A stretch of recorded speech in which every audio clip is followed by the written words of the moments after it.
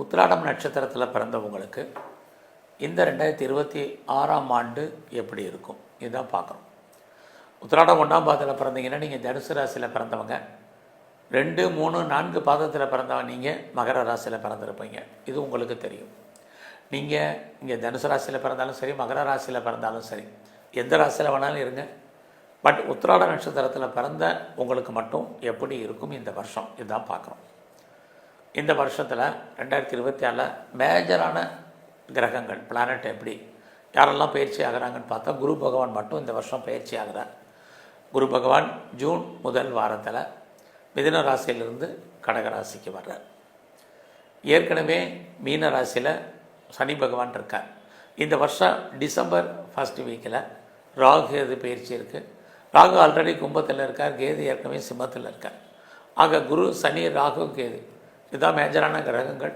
இந்த கிரகங்கள் இருக்கக்கூடிய இடம், இவங்க பார்க்கக்கூடிய பார்வை, இவங்க சஞ்சாரம் பண்ணக்கூடிய நட்சத்திர சாரம், இது அத்தனையும் கணக்கில் எடுத்துக்கிட்டு தான் உத்திராடம் நட்சத்திரத்தில் பிறந்த உங்களுக்கு எப்படி இருக்க போகுது இந்த வருஷம் அப்படின்னு பார்க்குறோம். அப்படி பார்க்குற போது இந்த வருஷம் மெயினாக ஒரு விஷயத்தை மறந்துடாதீங்க. உத்திராடம்னா நீங்கள் சூரிய பகவானுடைய ஆதிக்கத்தில், அனுகூலத்தில், அனுகிரகத்தில் பிறந்தவங்க. உங்கள் சூரிய பகவான் தான் ஒவ்வொரு தமிழ் மாதத்துலேயும் ஒவ்வொரு ராசியில் கடப்பார். ஆக ஒவ்வொரு மாதம் உங்கள் சூரியன் அந்த நட்சத்திரத்தில் ஆதிக்கத்தில் அனுகூலத்தில் பிறந்த உங்களுக்கு அவர் ஒவ்வொரு மாதம் ஒவ்வொரு ராசியில் சஞ்சாரம் பண்ணும் போதெல்லாம் உங்கள் வாழ்க்கையில் நன்மைகள், ஏற்ற இறக்கங்கள் நிச்சயமாக உண்டு. அதுக்கு முன்னாடி நான் முதல்ல சொல்ல வந்த விஷயம் என்னென்னா, எல்லா கிரகங்களும் நல்ல கிரகங்கள் தான், எல்லா கிரகங்களும் பிரச்சனைக்குரிய கிரகங்கள். உங்களுக்கு ஒரு கிரகம் நிறைய நன்மையை செய்யுதுன்னா ஒரு சில கெடுபலன்களையும் அந்த கிரகம் கண்டிப்பாக செய்யும். அதே மாதிரி ஏதாவது ஒரு கிரகம் உங்களுக்கு நன்மையை செஞ்சால் இன்னொரு கிரகம் உங்களுக்கு தீமையை செய்யும். இதுதான் கிரகத்தினுடைய தன்மை.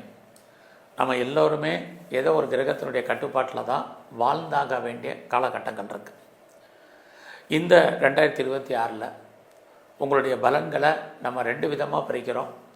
ஒன்று ஜூனுக்கு முன்னாடி இருக்கக்கூடிய பலன், ஜூனுக்கு அப்புறமான பலன். இதுதான் நம்ம மெயினாக பார்க்குறோம்.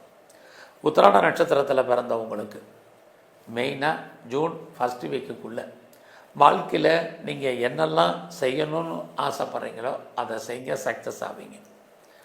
ஏன்னா இந்த காலங்களில் உங்களுடைய எதிரிகள் யாராக இருந்தாலும் நீங்கள் வெற்றி கொள்வதற்கான வாய்ப்பு நிறையா இருக்குது. அதுலேயும் யாரெல்லாம் பெரிய லெவலில் ஜாப் தேடிட்டுருக்கீங்க, அல்லது ஆல்ரெடி கரியர், உங்களுடைய ப்ரொஃபஷன், உங்களுடைய ஜாபில் நீங்கள் பெரிய லெவலில்